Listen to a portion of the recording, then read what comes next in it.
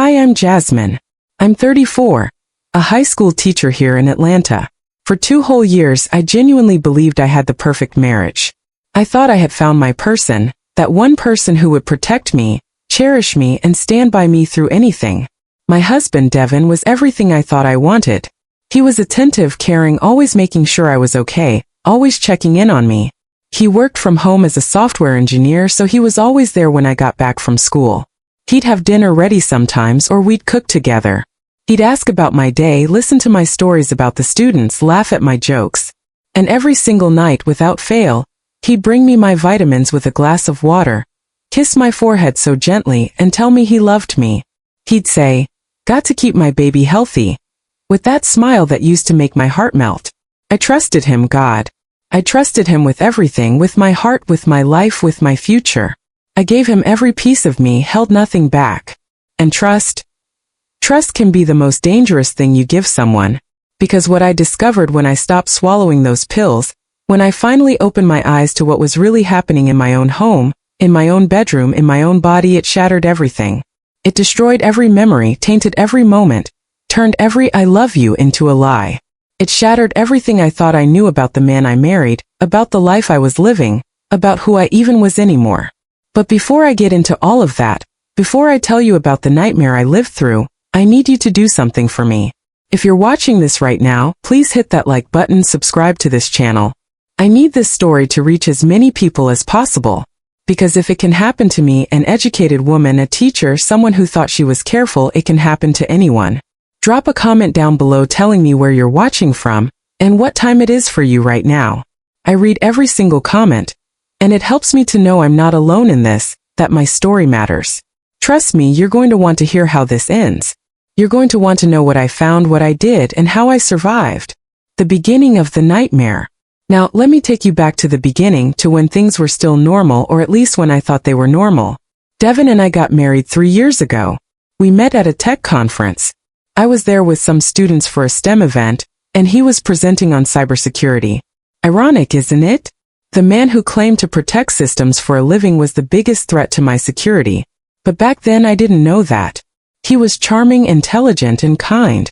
We dated for a year before he proposed. The wedding was beautiful, small, intimate, just our closest friends and family. My mom loved him, my dad loved him, everyone loved Devon. The first year of marriage was wonderful. We traveled a little, fixed up our house together, talked about starting a family someday. I was happy, genuinely, deeply happy. Then, about 6 months before everything fell apart, Devon started this new thing. He said he'd been reading about health and wellness, about how important vitamins and supplements were, especially for people with stressful jobs like teaching.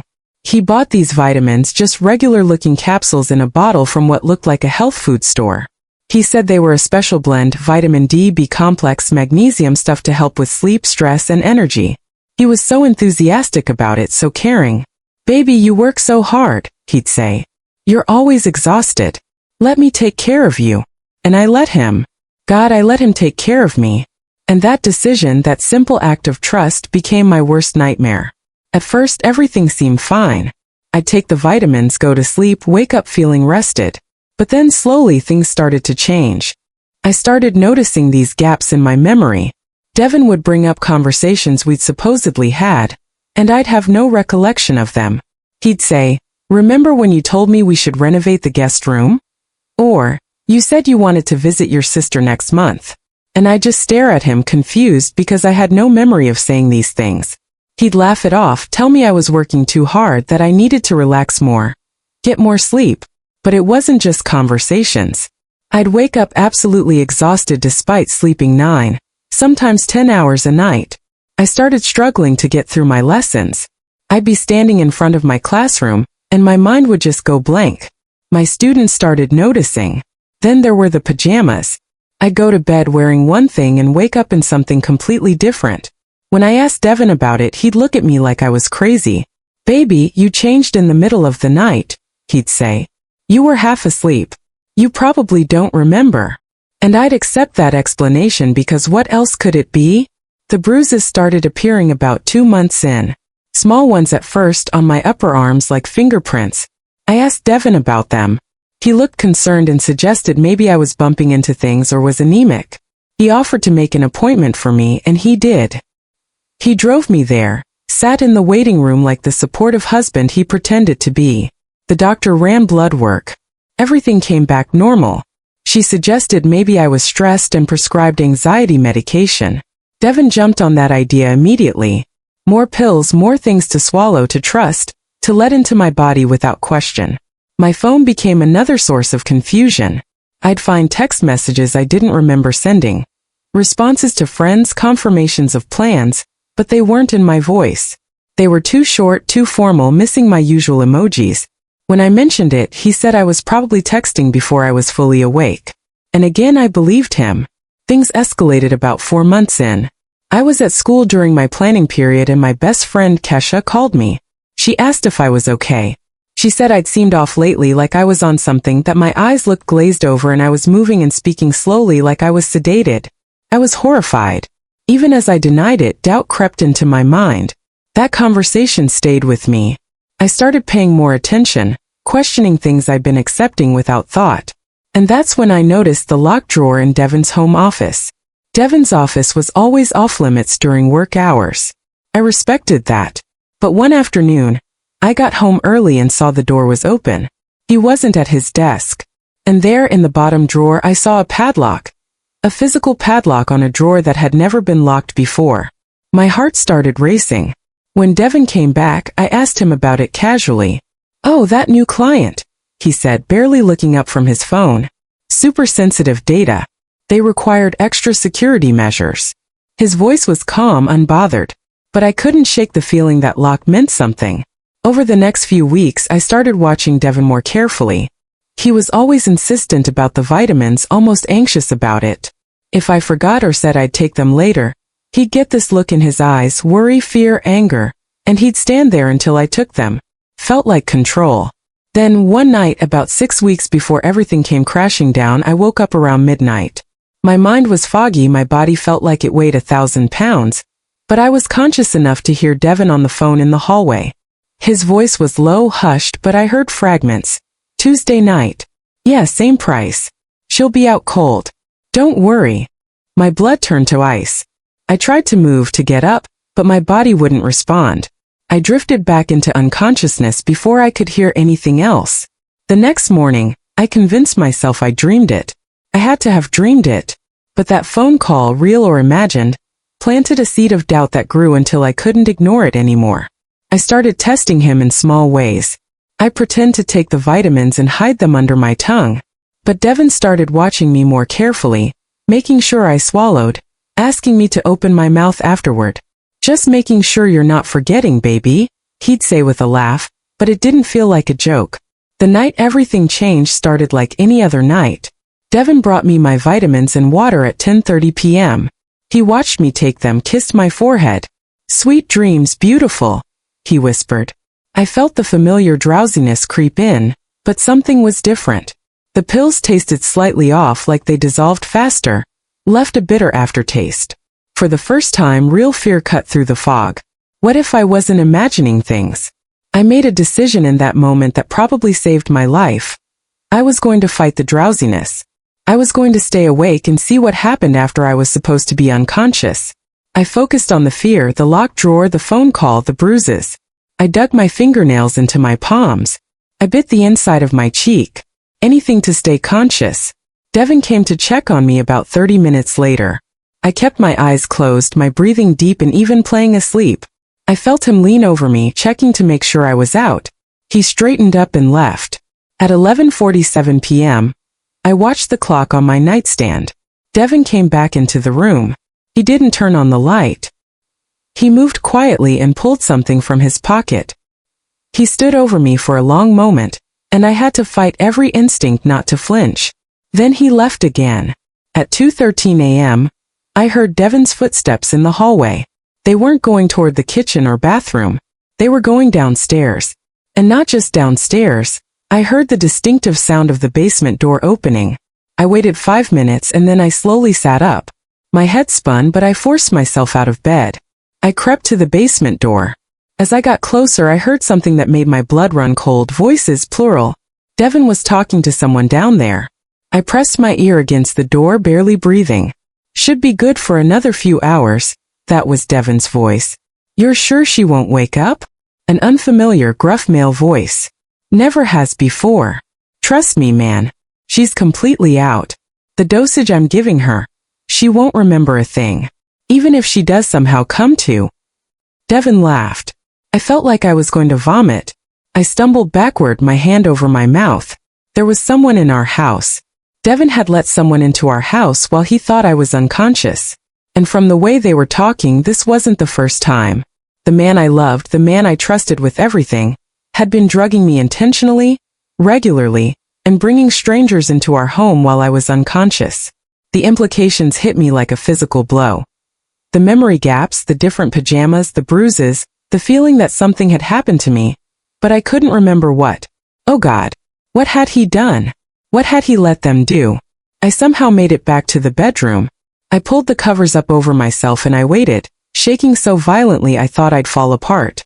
An hour later, Devon came back upstairs, checked on me again, and went to sleep beside me like nothing had happened, collecting the evidence. The next morning was one of the most surreal experiences of my life. Devon woke me up with coffee and a smile. I looked into his eyes and saw a complete stranger, a monster. But I couldn't let him know that I knew. I had to pretend everything was normal. I slept great, I lied, taking the coffee with shaking hands. Thanks, honey. The moment he was gone, I ran to the bathroom and threw up. I had to get proof because if I went to the police with just my story, would they believe me?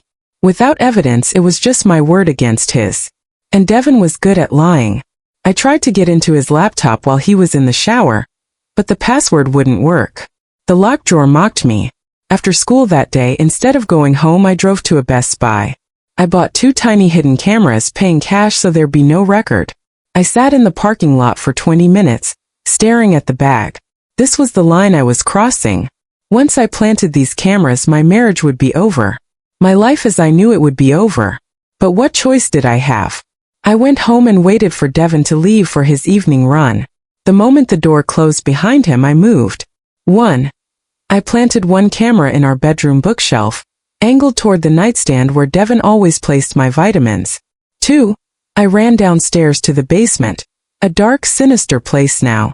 I found an air vent on the far wall, pried off the cover, and wedged the second camera inside. I made it back upstairs just as I heard Devon's key in the front door. I was sitting on the couch, pretending to grade papers, trying to look normal. I checked the feeds.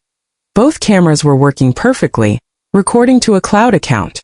That night, when Devon brought me my vitamins, it took everything in me not to scream.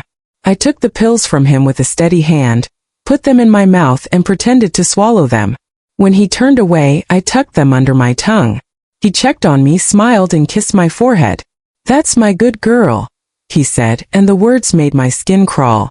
After he left, I spit the pills into my hand and flushed them down the toilet. Then I went back to bed and fought the drowsiness. I stayed awake and waited. At 2:15 a.m., I heard the basement door open. But this time I didn't follow him. This time I let the cameras do their work. I did this for 3 nights.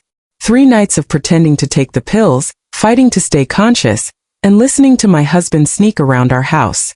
On the 4th night, I couldn't wait any longer. I had to see what was on those cameras. The next morning, Devon told me he was running errands and would be gone most of the day. The moment his car pulled out of the driveway, I grabbed my laptop. I thought I was prepared. I thought nothing could shock me anymore. I was wrong. The bedroom camera showed exactly what I'd suspected. Devon bringing me the pills, watching me take them, checking on me. But the timestamp data was what killed me. This had been happening for 7 months, not 6. And the camera showed other things too. Devon going through my phone, typing messages, deleting things. Devon changing my clothes, posing me. I watched him move my limp body around like I was a doll. The violation of it, the absolute desecration of my trust, made me want to set the world on fire. But that was nothing compared to the basement footage. I watched my husband, the man I'd promised to love forever, bring men into our house. I watched him lead them downstairs to the basement, where he'd set up a camera on a tripod. And I realized what was happening. He wasn't just letting people into our house. He was charging them. He was charging them money to come to our home while I was drugged unconscious upstairs. The camera footage showed him accepting cash, showing them photos on his phone, photos of me clearly, and I watched money change hands. The men stood at the top of the stairs, looking up toward where I lay unconscious. I watched Devon show them something on his laptop in the basement, and they'd laugh, they'd nod, they'd hand over money. The footage didn't show what he was showing them on that laptop, but I could imagine. Pictures of me, videos of me, content created while I was drugged, unconscious, unable to consent, unable to fight back. I sat there at my kitchen table watching this footage and I couldn't breathe. The man I loved, the man I trusted with my life, had been trafficking my body. He'd been creating content of me without my knowledge or consent and selling access to it for months. For 7 goddamn months, he'd been violating me in ways I couldn't even fully comprehend. I found files on the cloud storage. Hundreds of files with dates going back 7 months. I couldn't make myself open them. The fact that they existed was enough. The fact that he'd done this, my husband, the man who'd stood at an altar and promised to love and cherish me, was enough. I couldn't watch anymore. I slammed my laptop shut and ran to the bathroom, where I threw up until there was nothing left. I collapsed on the floor, sobbing so hard I thought I might break apart. How had this happened? How had I married a monster without knowing it? How had I let this go on for 7 months? But then the grief turned to rage. White hot, all-consuming rage that burned through the shock and horror. He'd done this to me. He'd violated me, used me, sold me while I slept. He'd stolen 7 months of my life, stolen my sense of safety, stolen my ability to trust, and he was going to pay for it. If it was today, I asked. We're going to try, she said. This is an active threat to your safety. We need to move fast. The protective order was granted that afternoon. Devon was not allowed to contact me, to come near me, or to be anywhere I was. I stayed with Kesha that night, and we sat on her couch in silence because there were no words big enough for what I was feeling. The police executed a search warrant on what used to be my house the next morning. Detective Martinez called me around noon to let me know they'd found everything. The locked drawer in Devon's office had contained hard drives full of images and videos of me. Some dating back to before we were even married. He'd been planning this, building up to this, maybe from the very beginning. They found customer lists, payment records through cryptocurrency, correspondence with dozens of men. They found the vitamins, and lab analysis showed they contained Rohypnol, the date rape drug. Not vitamins at all, just poison wrapped in a lie. The arrest and the phone call. Devon was arrested at work that same afternoon. Detective Martinez told me he'd actually tried to fight the officers, tried to run. They tackled him in the parking lot of his office building in front of all his coworkers. Everyone who thought he was just a normal guy got to see him get arrested for drugging and trafficking his own wife. He called me from jail 2 days after his arrest. I almost didn't answer, but something in me needed to hear his voice. Jasmine, he said, sounding so normal, so much like the Devon I'd fallen in love with. Baby, please. This is all a misunderstanding. I can explain everything. I laughed. I actually laughed and it sounded unhinged. Explain what, Devon? Explain how you drugged me for 7 months? Explain how you sold access to my body while I was unconscious? Explain which part exactly? It wasn't like that, he said, desperation in his voice now. I never let anyone touch you. I swear. It was just pictures, just videos of you sleeping. Nothing else. I needed the money. We had debt. We didn't have debt. I screamed into the phone. We were fine. You did this because you're sick. You did this because you're a predator and a monster, and you saw an opportunity to violate your own wife for profit. Jasmine, please. I hope you rot, I said, and my voice was cold now, dead. I hope you spend every day for the rest of your miserable life thinking about what you did. I hope you never know peace. I hope the guilt destroys you. I hung up. He tried to call back, but I blocked the number. That was the last time I ever spoke to Devon. The legal process was grueling. I had to testify in front of a grand jury, sit in a room full of strangers, and describe in detail what had been done to me. They indicted Devon on multiple counts: administering drugs without consent, sexual exploitation, distribution of intimate images without consent, and trafficking-related offenses. Devon's lawyer tried every trick in the book. He tried to discredit me, arguing I was an unreliable witness because of the memory issues his client had caused. He tried to argue we had some kind of arrangement, that I'd consented to being filmed. But the prosecution tore that argument apart. They showed I'd been drugged without my knowledge. And they found some of his customers. 3 men took a deal in exchange for testimony. They came forward and testified that they'd paid Devon for access to photos and videos of me. One of them, when asked why he'd done it, said Devon made it seem harmless, like I knew that it was part of our marriage dynamic. The prosecutor showed him the footage of Devon drugging me, and the man started crying on the stand. I didn't know, he kept saying, but they did know. On some level, you don't pay money for secret photos of someone's unconscious wife if you think everything is above board. You don't sneak into someone's house at 2 a.m. for innocent reasons. They knew, and they participated anyway. The trial took 8 months. 8 months of my life consumed by this nightmare. 8 months of therapy appointments with Dr. Williams, who specialized in trauma. She helped me understand that what happened to me wasn't my fault. Predators are good at what they do, she told me. They're skilled manipulators. Devon didn't choose you because you were weak or stupid. He chose you because you were kind and trusting and loving. Those are good qualities. He weaponized them, but that doesn't make them bad. That doesn't make you bad. The trial finally went to jury in month 7. I had to testify for 3 days while Devon's lawyer tried to destroy my reality. But then the prosecution brought out the evidence, the hard drives, the customer testimonies, the lab results on the vitamins, the cryptocurrency payment records, the medical expert. The jury deliberated for 6 hours. They came back with a verdict. Guilty on all counts. I collapsed into Kesha's arms and sobbed. It was over. They believed me. The sentencing hearing was 3 weeks later. I gave a victim impact statement. I stood in front of that courtroom and looked Devon in the eye for the first time since his arrest. You took 7 months of my life, I said, and my voice didn't shake.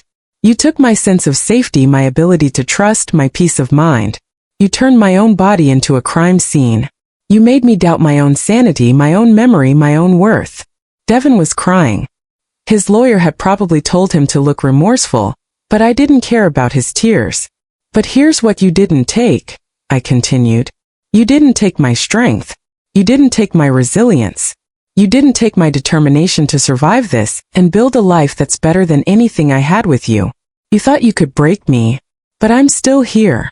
I'm still standing, and you're the one in chains. The judge sentenced him to 18 years in prison with no possibility of parole for at least 12. He also has to register as a sex offender for the rest of his life. It's not enough for a lifetime of trauma, but it's justice, as close as our legal system can provide. The divorce was finalized 6 months later. I got everything, but I sold the house immediately. I donated most of the money to organizations that support survivors. I kept enough to start fresh somewhere new because I couldn't stay in Atlanta. Everywhere I went, I saw ghosts. I moved to Charlotte, North Carolina.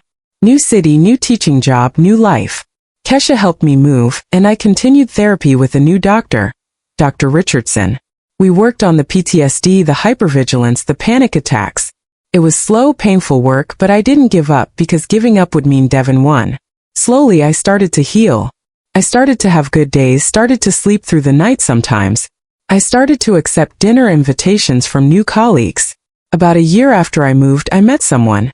His name is Marcus. He's a guidance counselor at my school, and he asked me to coffee. I almost said no, but something about Marcus felt safe. I told him about Devon on our 3rd date. I told him everything. I was shaking by the end, convinced he'd run. Marcus was quiet for a long time. Then he said, "Thank you for trusting me with that. I can't imagine how hard it was to survive what you went through. But Jasmine, you did survive it. You got yourself out. You got justice and you're still here. That takes incredible strength." He promised to go at whatever pace I needed. I cried, and then I let him hold me. It felt like the first safe touch I'd had from a man in years. We've been together for 8 months now. It's not perfect. I still have moments of panic. Still struggle with trust. But Marcus is patient. He lets me check his phone when the paranoia gets bad, even though I hate that I need to. He's helping me learn that not all men are predators. That intimacy can be safe. That I deserve love that doesn't come with hidden costs. Final warning signs and message to survivors megaphone. It's been 2 years since that night I pretended to take the pills and discovered the truth. I'm still teaching. I'm still in therapy, still healing, Still learning how to exist in a world where someone I loved hurt me in ways I didn't think were possible. Devon's appeal was denied. He's serving 18 years, and even among criminals, what he did is considered beyond the pale. Good. I hope every day in there is hell for him. There are warning signs I wish I'd known to look for. I share them now with anyone who will listen. A question: medication/supplements. If your partner is insistent about you taking something they provide, question it. Get it tested if something feels off. Trust your instincts. If you're experiencing memory gaps, blackouts, unexplained bruises, or waking up feeling drugged, take it seriously. See a doctor, your own doctor, not one your partner recommends. A watch for control. If your partner is overly controlling about your sleep schedule, when and what you eat or drink, or your daily routines, pay attention. Control is often the first sign of abuse. Look for activity you don't recognize. If your phone or social media has messages or activity you don't recall, someone is accessing your life without your permission. Listen to your gut. If something feels wrong, it probably is. Your intuition is trying to protect you. Listen to it. If you are in a situation where you feel unsafe, please reach out to someone. Tell a friend, a family member, a coworker. Call the National Domestic Violence Hotline at 1-800-799-7233. Go to the police. You deserve safety. You deserve autonomy over your own body. What happened to me is not rare. Sexual assault by intimate partners, drugging, image-based sexual abuse. These things happen more often than people want to believe. Sometimes the monster isn't a stranger in a dark alley. Sometimes it's the person sleeping next to you. And if you're someone who's experienced something like this, please know that it's not your fault. You couldn't have known. You couldn't have prevented it. You deserve to heal. You deserve to rebuild your life. You are stronger than you know. I'm Jasmine. I'm 36 years old now. I'm a high school English teacher in Charlotte, North Carolina. I have a partner who respects me, friends who support me. I'm healing slowly but surely from the worst violation I can imagine. And I'm here to tell you that if I can survive what Devon did to me, then you can survive whatever you're facing too. Devon took 7 months from me. He took my sense of safety, my ability to trust easily, my innocence about what people are capable of. But he didn't take my strength. He didn't take my resilience. He didn't take my determination to not just survive, but to thrive despite what he did. I'm still here. I'm still standing. And so can you. If you are a survivor, please know, it is not your fault. Predators weaponized your goodness. You deserve safety and autonomy. Trust your gut. You are stronger than you know, and you can rebuild. I am proof.